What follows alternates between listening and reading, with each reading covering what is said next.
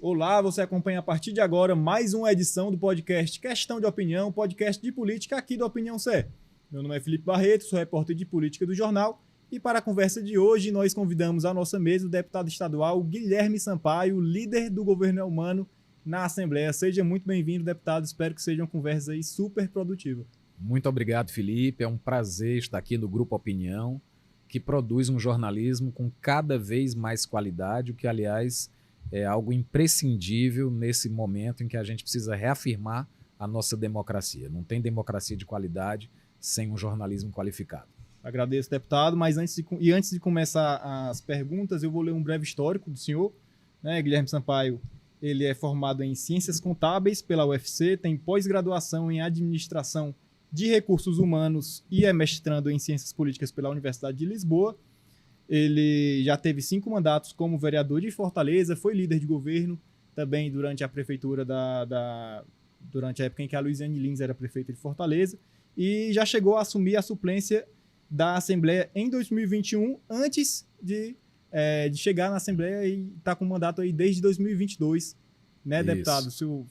Na verdade, foi ele em 2022, terminou como suplente, né, mas agora já está como titular, né? Na realidade, eu assumi o mandato em substituição ao deputado Fernando Santana, que se encontra na Secretaria de Recursos Hídricos. E o governador Elmano me confiou o exercício da liderança do governo na Assembleia Legislativa. Então, eu estou com essas duas tarefas, de conciliar o mandato parlamentar, representando as pessoas que confiaram o seu voto à minha presença na Assembleia Legislativa, e liderar o governo, liderar a base de sustentação do governo Elmano na Assembleia, o que é um grande privilégio para mim, pela longa relação que mantenho com o governador, de muita confiança e afinidade. Então a gente começa a nossa conversa exatamente por isso, né? Esse ano de 2025 o senhor se tornou líder do governo e a gente sabe que na liderança você é procurado procurado pelos prefeitos, é procurado pelos deputados quando não conseguem ter contato com o governador, pela própria imprensa também.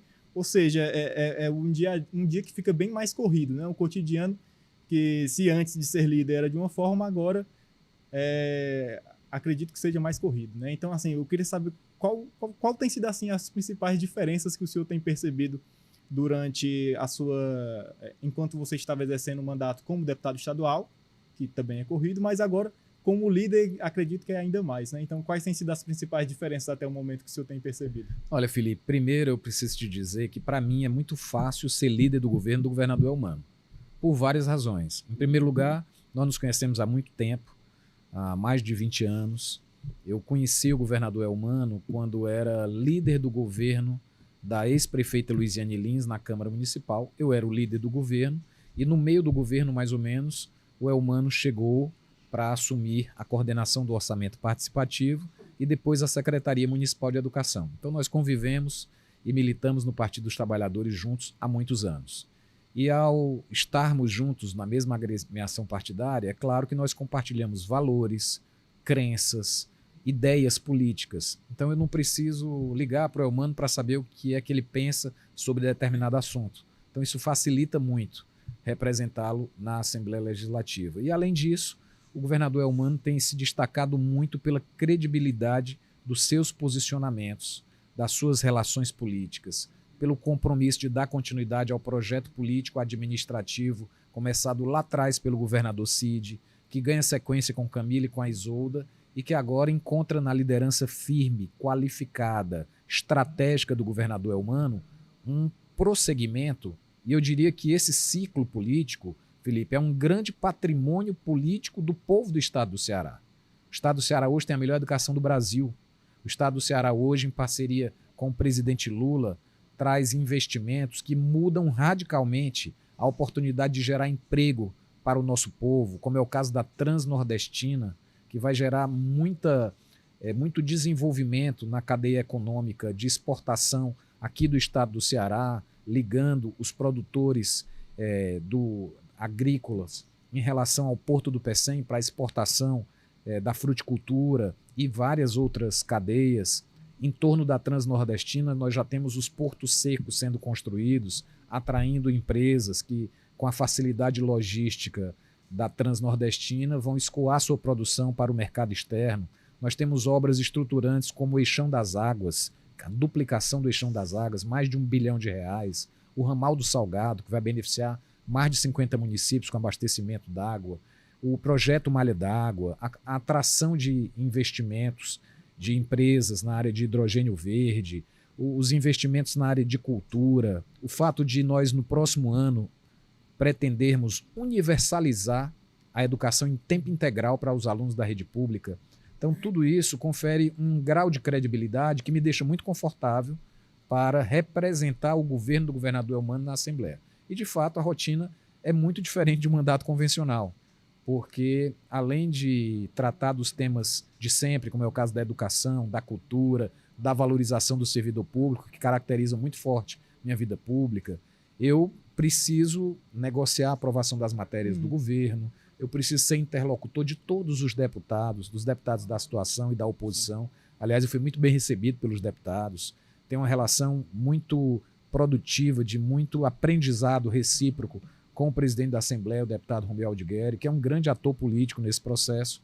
Então, é uma experiência desafiadora, intensa, é um mandato completamente diferente, né? Muda radicalmente a dinâmica, mas que me dá muito prazer e muita motivação. Então, eu me encontro realmente assim, com um sentimento de muito pertencimento a esse projeto político que hoje é liderado no Ceará pelo governador Eumano e pelo ministro Camilo. O deputado, como o senhor disse, o senhor tem que manter diálogo com os vários líderes. Era assim no seu mandato convencional, mas agora como líder isso se intensifica ainda mais, né? Você tem que manter contato com a mesa diretora, também com os líderes dos partidos e também com a oposição.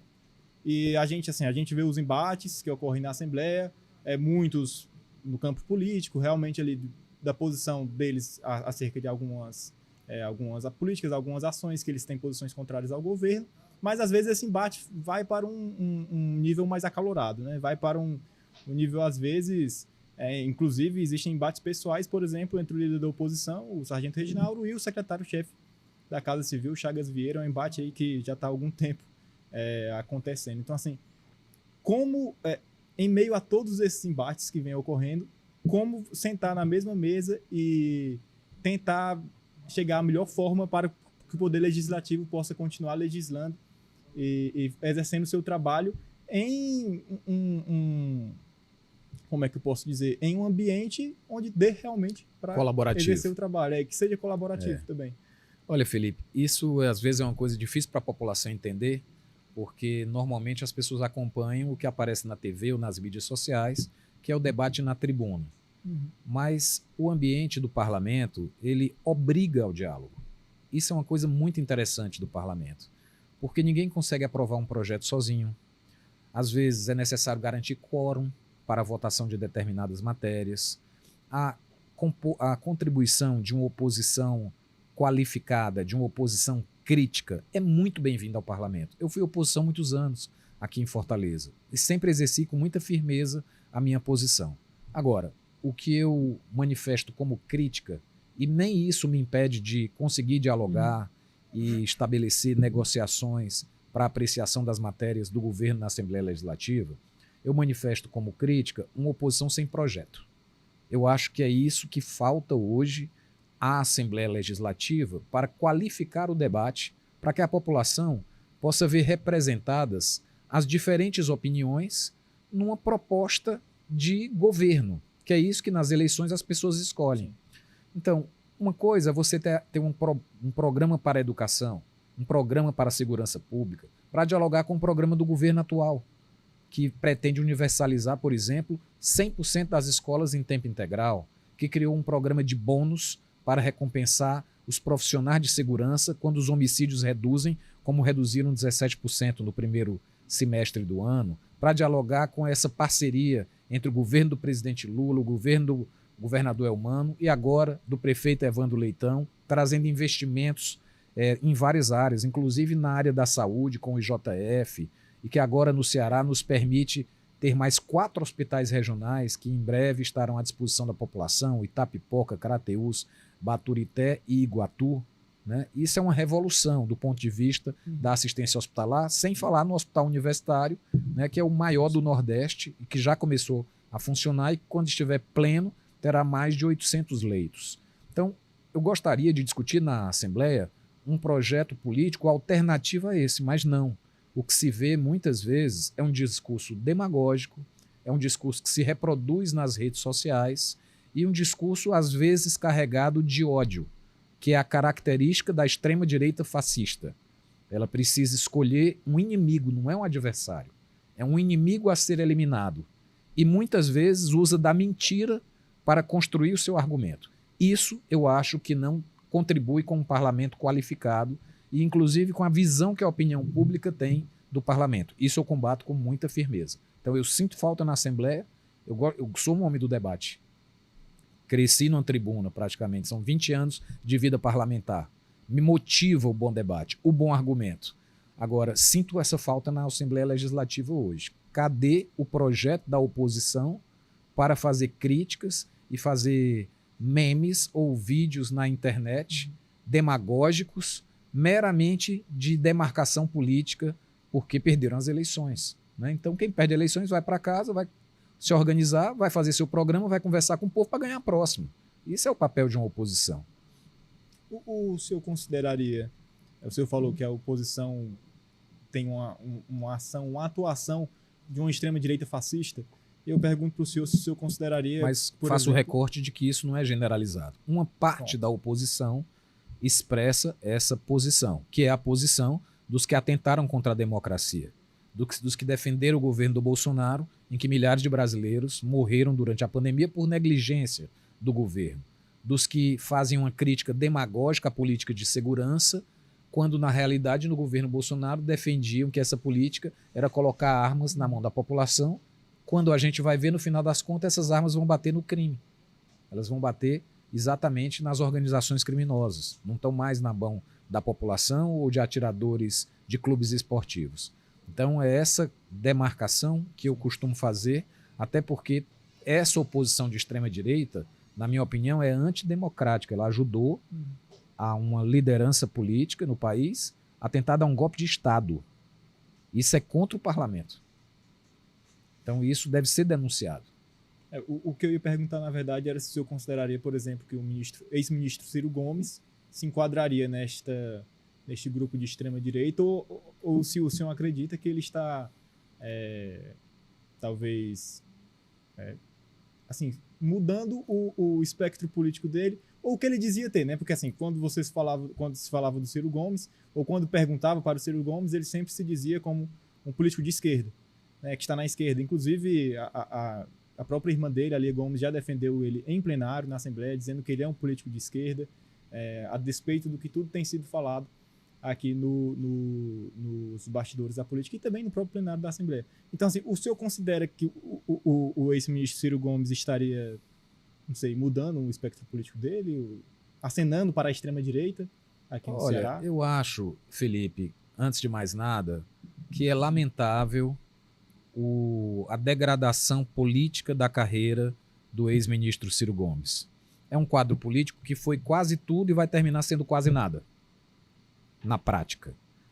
E isso é decorrência dos seus próprios erros. Ver alguém com a trajetória do Ciro defendendo para o Senado no Ceará a candidatura de um bolsonarista de carteirinha é uma degradação inexplicável para a população. Então, os resultados das urnas nas últimas eleições já demonstram claramente o erro crasso cometido pelo ex-ministro Ciro Gomes quando ele abandona um caminho de construção democrática e envereda, talvez por contradições pessoais, por frustrações pessoais, em um jogo de alianças políticas que não se justificam para a população em torno de um programa plausível. Então, o Ciro, na minha opinião, hoje é uma grande pena em função da degradação de sua trajetória política que se desmilinguiu ao longo do tempo. Então, hoje o Ciro serve de escada para a direita, infelizmente, de escada para os bolsonaristas. E sempre que é necessário pensar uma frase polêmica que pode render uma matéria na imprensa para desgastar o governo do presidente Lula, aí o Ciro é resgatado para que essa declaração seja utilizada. Isso serve para alimentar o ego de alguns que acreditam que é possível esse tipo de posicionamento político florescer, crescer no Brasil, e no final das contas as eleições mostram o que é que a população pensa disso. Então eu lamento muito e acho que é uma trajetória, sabe aquelas pessoas que pegam um caminho errado e depois não sabem mais voltar? Né? Então isso é prejudicial até para esse processo de amadurecimento da nossa cultura democrática.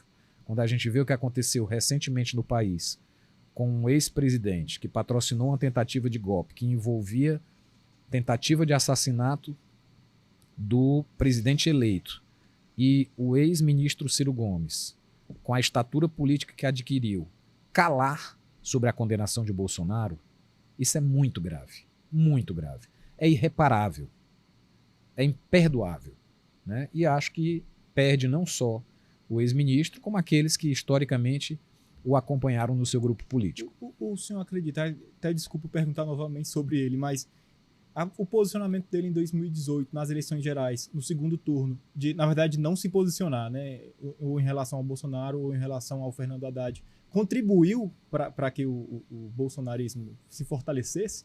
Porque talvez um posicionamento dele em favor ao Haddad poderia fazer com que o PT saísse vitorioso daquela eleição, né? Olha, eu acho que contribuiu, e naquelas circunstâncias em que nós sabíamos muito claramente o que é que o Bolsonaro representava, qualquer omissão era uma omissão criminosa em relação à democracia. Está aí o resultado. 700 mil brasileiros mortos na pandemia.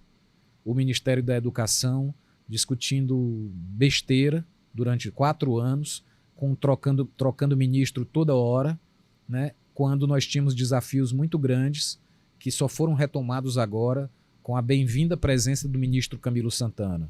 A destruição de várias políticas públicas, do Minha Casa Minha Vida, né, do programa Luz para Todos, dos programas de financiamento da agricultura familiar, da extinção do Ministério da Cultura. Isso tudo foi muito grave, né? Então as consequências dessa omissão, elas foram criminosas diante da população que precisa do Estado com essas políticas públicas. Então eu considero que esse tipo de caminho é um caminho que já foi julgado pela população e que nessas eleições que virão, e acho que as pesquisas começam a apontar isso, mais uma vez a população vai escolher a democracia, né? E aqueles que estarão nesse campo, porque a gente não precisa pensar igualzinho para estar em defesa da democracia.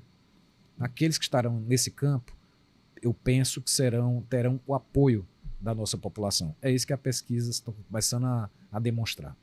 O deputado, falando de eleição, teve inclusive uma pesquisa aqui do Instituto Opinião que mostra que com os apoios, né, colocados do presidente Lula, do ministro Camilo Santana e também do senador Cid Gomes, o Elmano sairia vitorioso no primeiro turno contra qualquer um dos candidatos, né, em todos os cenários.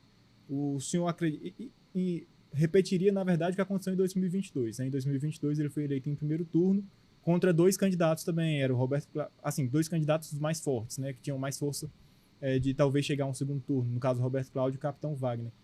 O senhor vê, com o que aconteceu na eleição passada, conforme o senhor já está vendo nas pesquisas que estão saindo, tanto nos institutos de pesquisa como também as pesquisas internas do próprio governo, que existe uma possibilidade real, por exemplo, do governador Elmano ser eleito em primeiro turno já também? Olha, se fosse para apostar hoje, eu apostaria na vitória do Elmano no primeiro turno. Por todos esses fatores combinados. O Elmano faz um excelente governo. Vai terminar o seu governo com todos os alunos do ensino médio estudando numa escola de tempo integral. Sabe o que é que representa isso, Felipe? Para mim, que acompanha essa política há mais de 20 anos, era uma perspectiva inimaginável quando eu fui eleito vereador de Fortaleza a primeira vez em 2004. Faz um investimento em parceria com o governo federal, com o governo municipal agora do prefeito Evandro, que gera emprego, gera oportunidade para o nosso povo, né? Investe na saúde, ampliando radicalmente a assistência hospitalar, em obras estruturantes em todo o estado, faz um combate implacável ao crime organizado, com todas as dificuldades que isso inclui. Então, do ponto de vista da avaliação do governo, ele já superou 70% de avaliação positiva. Mas mais que isso, o Elmano representa um projeto para o Ceará. Um projeto bem avaliado, aprovado pelo povo cearense e que se associa às imagens do ministro Camilo Santana, que foi um grande governador, e do presidente Lula, que sempre fez muito pelo povo do estado do Ceará e, mais uma vez, segue como um grande influenciador de votos aqui nessas eleições. Então, acho que esse cenário favorece, por justiça, a recondução do governador Elmano, e independente de quem seja o adversário, né? Acho que as disputas estão muito claras. Nós vamos ter um campo bolsonarista, um campo que tentou dar o golpe contra a democracia, né? E um outro campo que representa a ampliação da escola do tempo integral para 100%, a ampliação dos hospitais para que o povo do sertão não precise vir para Fortaleza para atender um trauma, para se tratar de câncer, a geração de emprego e de renda. Nós estamos num patamar mais baixo de desemprego da série histórica aqui no Ceará e no Brasil. Isso tudo combinado com a conjuntura nacional, as medidas tomadas recentemente pelo presidente Lula, isenção de 5 mil, imposto de renda para quem ganha até 5 mil reais e redução para 7.350 reais. Então, eu acho que tem um caldo de conjuntura que favorece muito, e por justiça e mérito, a recondução do governador Elmano. E digo mais uma vez, se fosse para apostar, eu diria que no primeiro turno. O deputado, quando se fala em eleição, tem alguns temas que eles ficam mais fortes durante o debate, durante o período de campanha, e mais forte não só entre os candidatos, mas também a população. A população cobra mais, né? A gente tem, por exemplo, saúde, a segurança, inclusive em eleições estaduais, a segurança tende a ser um dos temas mais comentados, né? Mais debatidos, mais demandados pela população. E como o senhor disse, têm sido realizadas ações para a segurança, inclusive com a premiação aos integrantes da Força de Segurança, né? No âmbito do programa Ceará contra o Crime. Tiveram alguns outros projetos que foram geraram certa polêmica na Assembleia, né, com alguns integrantes da segurança, como a questão do hospital da Polícia Militar, esse projeto agora que permite que os policiais tenham as suas férias transformadas em pecúnia, né, dinheiro para ele, basicamente vender as férias, vender uma parte das férias. Um terço das férias. Mas o que eu pergunto para o senhor é, o senhor acredita que a segurança vai realmente ser o principal desafio, tem sido o principal desafio do governo Elmano de Freitas aqui no Ceará, e deve ser também o principal desafio durante a campanha? Olha, esse tema é a maior preocupação da população brasileira, não só da população cearense. E no caso do Ceará, nós temos condições muito específicas que agravam essa preocupação. Condições logísticas, inclusive. O Ceará está numa posição privilegiada geográfica em relação à Europa, aos Estados Unidos e à África. Então, para a logística do tráfico de drogas, isso é um grande trunfo. O Ceará tem 2 portos e um aeroporto internacional. Para a logística do crime organizado relacionado ao tráfico de drogas, esse é outro grande trunfo. Portanto, isso traz uma complexidade maior ao desafio do enfrentamento ao crime organizado aqui no estado do Ceará. E é preciso lembrar que esse enfrentamento não é feito somente pela Polícia Militar, somente pela Polícia Civil.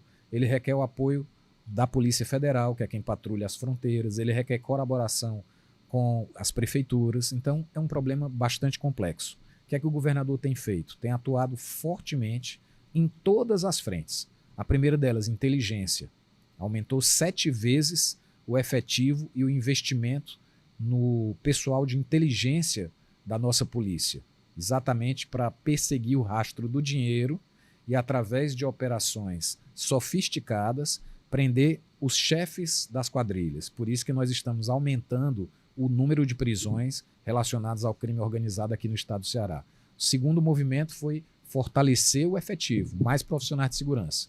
Já houve mais de 3.000 contratações e agora foi lançado um concurso de 1.000 policiais militares, com mais 500 do cadastro reserva, 500 investigadores de polícia civil, 100 delegados de polícia civil e mais os bombeiros. Além disso, motivar os policiais, valorizar as nossas forças de segurança de forma inteligente, associada à redução dos crimes. Em função dessa política que foi criada, um bônus a cada vez que a meta de redução de crimes era alcançada. No primeiro semestre, nós reduzimos 17% os homicídios e reduzimos também de forma significativa os roubos.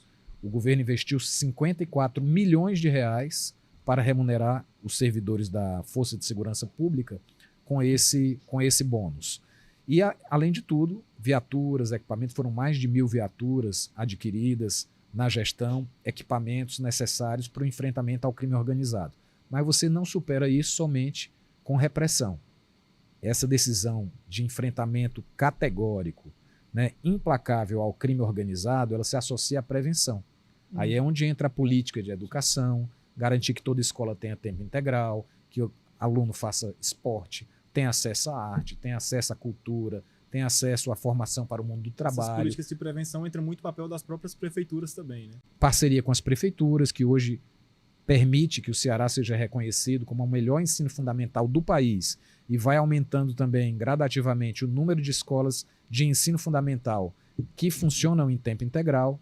Então, essa combinação entre políticas sociais e a política de segurança com eficiência e com inteligência produz no médio e no longo prazo os resultados. A população ainda não tem a sensação de segurança que nós desejamos que ela tenha, mas ela percebe o governo trabalhando todo dia para que isso venha a existir. Porque o que o governo quer é que a pessoa saia de casa tranquila, vá pegar seu ônibus na parada e não se preocupe que o seu celular vai ser roubado. Inclusive, esse programa Meu Celular já devolveu milhares de celulares. Né? A pessoa cadastra o celular, quando ele é roubado e alguém compra, recebe a mensagem dizendo, ó, seu celular é roubado, compareça à delegacia, senão você vai ter problema com a justiça. O moto segura também, da moto, né? O da moto segura. Então, que a pessoa possa sair de casa para ir trabalhar, para ir estudar e ter tranquilidade. Isso é reflexo de continuidade de políticas que, assim como na educação, nós alcançamos os resultados que hoje são celebrados, eu confio que num futuro próximo nós podemos também celebrar na área de segurança pública. Os desafios são grandes, o governo não está satisfeito ainda com a realidade que a gente enfrenta todos os dias, mas está trabalhando cotidianamente e com toda firmeza para enfrentar e enfraquecer o crime organizado, porque nós não podemos aceitar passivamente perder a nossa juventude, vê-la capturada para ser operadora de quadrilhas internacionais sofisticadíssimas, em que os chefes dessas quadrilhas não estão mais nem no Ceará, estão morando em condomínios chiques no Rio de Janeiro ou até fora do Brasil. O deputado, eu queria entrar no assunto mais da política partidária, que a gente tem que falar aqui também. Para as eleições do próximo ano, a chapa basicamente só tem o governador Eumano como nome certo, né? Isso é o que todas as lideranças dos partidos que fazem parte da base de apoio estão dizendo. O próprio ministro Camilo Santana também já afirmou que o único nome certo até o momento é o do governador Eumano, mas se disputa aí tanto a vice, se disputa também as duas vagas para o Senado, as suplências do Senado, e nisso tem ali PSD, o próprio PT também, MDB, republicanos, PSB, enfim, vários partidos disputando por essa vaga. O senhor, como um petista histórico aqui da cidade de Fortaleza, aqui do Ceará, o senhor acredita que o PT já está bem representado, tendo, por exemplo, apenas o governo do Estado? Apenas, eu digo assim, tendo já o espaço de governador, porque isso foi uma fala, inclusive, do ministro Camilo, né? O Camilo chegou a dizer que, como o PT possui já a cadeira de governador, talvez deixe os outros espaços para os outros partidos. Então, como é que o senhor analisa esse cenário que vem sendo debatido para o próximo ano? Olha, eu preciso responder a essa pergunta em duas condições. Primeiro, a minha condição de um militante petista. É óbvio que, como militante petista, eu acho que o meu partido tem a obrigação de apresentar o quadro mais qualificado para ser discutido com os demais partidos na composição da chapa ao Senado. E o senador deputado Guimarães, ele consolidou-se, ele credenciou-se para essa postulação. Obviamente que há uma outra condição que eu preciso responder à sua pergunta. É como alguém que participa do projeto político e não envolve só o PT. Né? Envolve uma base aliada que é a responsável pela sustentação desse projeto desde lá do governo do senador Cid Gomes. Então, para esse projeto, nós temos um bom problema. Nós temos vários nomes com densidade política e eleitoral à nossa disposição para a composição da chapa majoritária.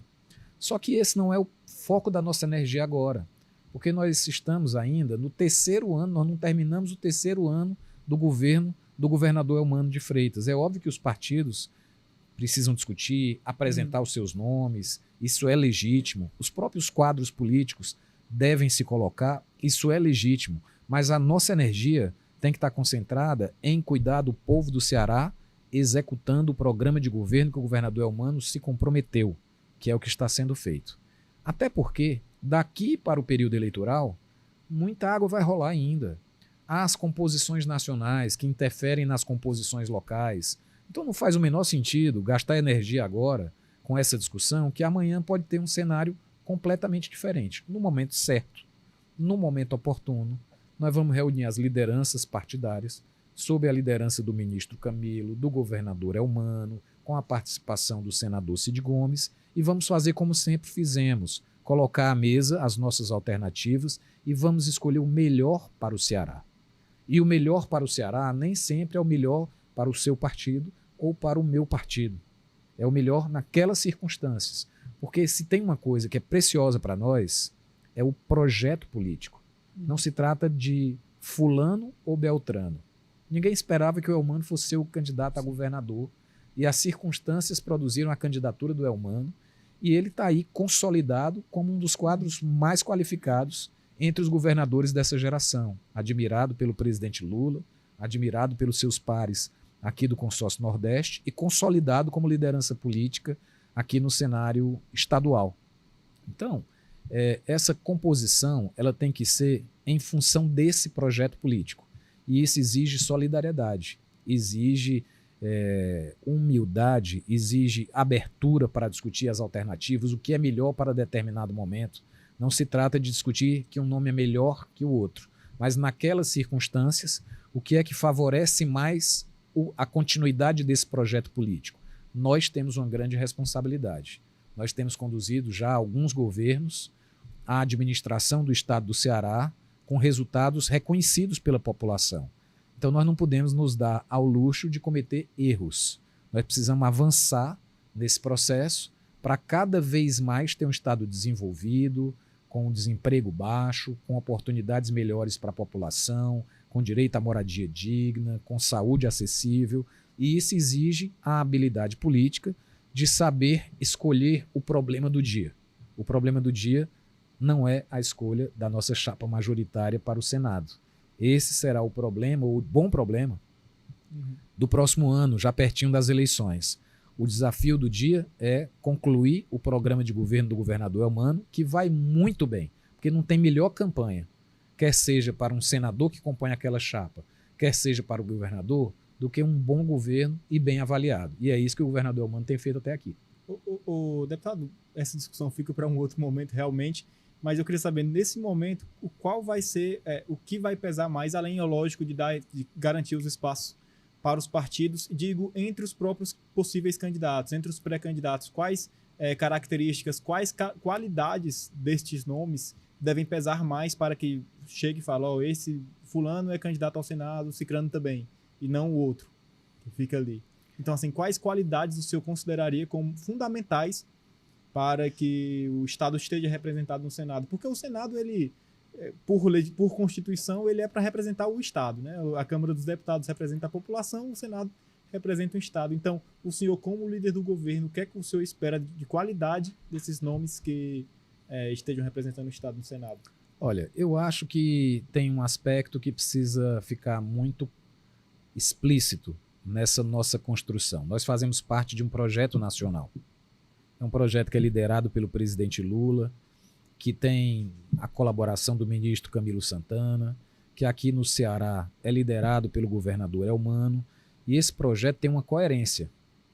É um projeto que defende a isenção do imposto de renda, aprovado agora, para quem ganha até R$5.000, que defende o Minha Casa Minha Vida, né, que defende o Mais Especialistas, que é para reduzir a fila de exame e consulta, que ainda preocupa, né, que ainda aflige a população brasileira. É o projeto que defende a democracia, a consolidação da democracia. Então eu penso que os quadros que estão colocados à disposição dessa construção sejam quadros que estejam absolutamente em coerência, em consonância com esse projeto nacional. Porque nós acabamos de passar por um teste muito grave da democracia. E foi fundamental ter o judiciário funcionando, é fundamental o papel que o Senado da República exerce hoje. Então, a lealdade a esse projeto político, né, a consciência do que ele representa é fundamental. Um outro aspecto que eu acho que sempre ajuda nessa construção é o grau de alargamento da representação política da chapa. Então, o quanto esses nomes que estão ali se compõem para que uma parcela maior da sociedade se sinta representada. Há algum tempo atrás, ninguém imaginava que o Geraldo Alckmin seria o vice do Lula. Mas como foi fundamental e decisivo a presença do Alckmin, a presença da ministra Tebet no segundo turno, para que a representação do nosso governo fosse mais ampla do que tinha sido pegasse o eleitorado do centro, no primeiro turno. É necessário dialogar com o centro, porque o grande desafio desse momento no Brasil é consolidar a democracia. E só se consolida a democracia dialogando com o centro democrático. Então, ter perfis que possam agregar, né, alargando a base de representação política desse projeto, eu penso que é algo muito significativo. E é óbvio, nós termos quadros, isso não nos falta, nos nomes que estão colocados aí, todos possuem esses predicados, quadros que sejam recebidos pela população com um reconhecimento da sua trajetória, né? Bem avaliados pela população, né? Que faça com que o povo cearense sinta orgulho de ser representado, em votar naquele senador, naquela senadora, né? E que agreguem esse componente de popularidade, né? De reconhecimento do povo para a nossa chapa. Então são elementos que ao longo do tempo vão sendo lapidados. É possível que em algum momento se faça pesquisas também para instruir essas decisões e, óbvio, nós temos que considerar que aqui no Ceará nós conduzimos um projeto político com uma base bastante ampla e que isso é fundamental. Nós só conseguimos chegar até aqui com Cid, Camilo, Isolda e Elmano em função dessa sustentação de uma base ampla de partidos que precisa estar representada nessa nossa chapa majoritária. Eu não tenho dúvida que as lideranças políticas que nos conduzem têm a sabedoria, a maturidade, a experiência, o discernimento e a temperança necessária para, no momento justo, conduzir uma mesa de diálogo que vai permitir o fechamento de uma chapa muito forte para que esse projeto tenha continuidade no Ceará. O deputado, antes da gente finalizar, acho que dá tempo ainda, eu queria entrar num debate mais nacional, porque a aprovação do presidente Lula vem subindo, ele vem subindo a aprovação dele, isso não sou eu que estou dizendo, são as pesquisas, né? E, no entanto, a gente vê uma relação um pouco dificultada, por exemplo, com o legislativo, né? Se aqui no Ceará a relação entre executivo e legislativo é muito boa, no cenário nacional ela é bem dificultada, e não só com a Câmara dos Deputados, com o próprio Senado também, que, por exemplo, derrubou uma medida provisória que tinha a previsão de arrecadar 17 bilhões de reais em 2026. Isso era uma medida alternativa à questão do IOF, que também não passou no Congresso, né? Então, como o senhor vem analisando essa força que o presidente Lula vem demonstrando de crescer nas pesquisas, ao mesmo tempo em que a relação com o legislativo não está boa, o senhor considera que a população está, talvez, do lado do Lula e não do legislativo? Eu não tenho dúvida, e eu acho que isso vai favorecer que nas eleições de 2026 nós tenhamos uma bancada muito maior do PT, não só do PT, mas dos partidos aliados da base do governo do Lula lá no Congresso Nacional. Porque o povo está vendo quem é que está defendendo a isenção do imposto de renda e quem é que está defendendo a isenção de bilionário, de banco e de bet, ou a redução dos impostos dessa turma. Nós vimos, está lá no placar da Câmara dos Deputados que votou semana passada. Aliás, uma pequenez esse gesto da Câmara dos Deputados, que por maioria rejeitou esse ajuste tributário que ia corrigir distorções em gente que praticamente não paga imposto ou paga muito pouco imposto, fintechs, bancos, financeiras, as bets, casas de apostas, para garantir o equilíbrio fiscal, para que o Estado possa continuar investindo em educação para o povo, em saúde para a população. E essa bancada que derrotou essa proposta é a mesma que tentou aprovar a PEC da blindagem recentemente e foi derrotada nas ruas pelo povo brasileiro. É a mesma que quer aprovar uma anistia para golpista e vai ser derrotada também no Senado da República. E a população vê esse embate e ver que é o Lula que está do lado da democracia, que é o Lula que está do lado dos mais pobres e que do outro lado estão os que defendem os bilionários, os banqueiros, os donos de bet, os privilegiados de sempre. Então, é isso que explica a popularidade do presidente Lula. Momentos como esse de encruzilhada serve para as pessoas enxergarem ou se lembrarem do que é que você representa. O Lula sempre representou isso. O Lula sempre representou a ascensão dos mais pobres. O Lula sempre representou a diminuição da desigualdade, né? A queda dos desníveis que impedem as pessoas mais simples de crescerem na vida, de terem um emprego, uma vida digna, uma casa boa para morar, acesso à escola, acesso ao lazer, a uma alimentação digna. Isso é o que o Lula é.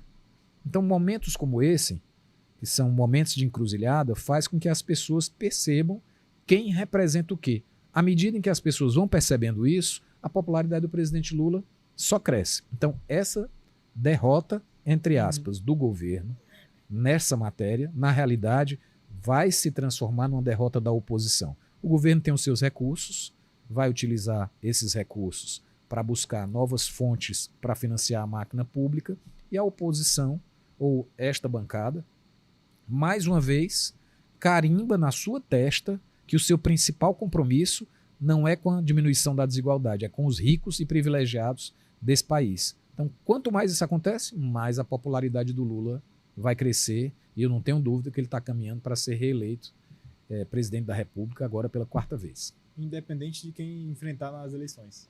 Independente de quem enfrentar nas eleições. Inclusive, um dos artífices, um dos responsáveis por essa decisão da Câmara dos Deputados de não tributar, não fazer uma tributação justa de bilionários, bets e tal, foi o governador de São Paulo, que se coloca como um dos pré-candidatos, Tarcísio de Freitas, articulando em nome dos bancos, em nome das empresas financeiras, junto a essas bancadas do chamado Centrão. Então a população está assistindo a tudo isso e está vendo muito claramente quem representa quem. Quem representa banqueiro? Quem representa a classe trabalhadora? Quem luta por menos imposto para os milionários? Quem luta por menos imposto para o povo trabalhador? Quanto mais a população verifica isso na prática, mais a popularidade do Lula aumenta. Ele está apenas mostrando o que ele sempre fez com as posições do seu governo e, mais recentemente agora, com a defesa da soberania nacional diante desse tarifaço absurdo praticado pelo presidente Trump nos Estados Unidos. Inclusive já retomou o diálogo, né? Já retomou o diálogo porque ninguém resiste ao Lula, né? E também ninguém resiste, a economia americana não resiste aos efeitos negativos na inflação dos Estados Unidos que essa taxação imposta pelo Trump tiveram, né? O preço do café lá subiu, o preço da carne lá subiu. Então a própria economia americana reagiu e concordou com aquilo que o Lula sempre disse desde o início. Olha, o Brasil ele é deficitário no comércio internacional, nós temos 200 anos de relação comercial, de relação diplomática, não tem porquê uma medida dessa ser tomada e ainda mais ser justificada por conta de que a justiça estava apurando um crime de golpe de Estado contra um ex-presidente, né? Inclusive o Poder Judiciário é totalmente autônomo em relação ao governo federal, ao Poder Executivo. Então essas coisas estão vindo à tona e, como acontece sempre, a verdade sempre vem à tona. Mais cedo ou mais tarde, a verdade sempre vem à tona. Às vezes a gente precisa passar por umas provações, como foi o caso aqui no Brasil com esse governo Bolsonaro, mas o povo foi tão sábio que mesmo o Lula tendo passado por tudo que passou, reelegeu o presidente Lula para fazer uma reconstrução democrática do país. E eu creio que essa sabedoria vai aparecer nas urnas em 2026. O deputado, queria agradecer o senhor pela oportunidade de conversar aqui no nosso podcast, de vir para o jornal e conversar com a gente. É muito assunto em pouco tempo, né? A gente já tinha combinado 40 minutos com a assessoria, mas ainda deu certo para falar sobre o trabalho legislativo, sobre o cenário político aqui no Ceará, a política partidária também, que todo mundo gosta de acompanhar, né? E também o cenário nacional. Então fica aqui meu agradecimento, deputado, pela oportunidade, e já fica também estendido o convite para uma próxima ocasião. Eu que agradeço, Felipe. Cada vez que eu venho aqui no Opinião, eu constato que esse veículo está se transformando num patrimônio importante da imprensa local, do jornalismo local. Quero deixar meu abraço fraterno ao Roberto Moreira, agradecer pela cobertura correta que fazem dos fatos políticos que se dão na Assembleia Legislativa. A gente lida muito com essa cobertura no cotidiano e eu fico à disposição para a gente ter outras oportunidades de papos agradáveis como esse. Muito obrigado. Em nome do grupo, agradeço demais pelos elogios, né? E agradeço também a você que nos acompanhou até aqui em mais um episódio do nosso podcast, do podcast Questão de Opinião, mas também não deixe de nos acompanhar no nosso portal opiniãoce.com.br e também nas nossas redes sociais. Até mais. Show. Aí, deu direitinho o tempo.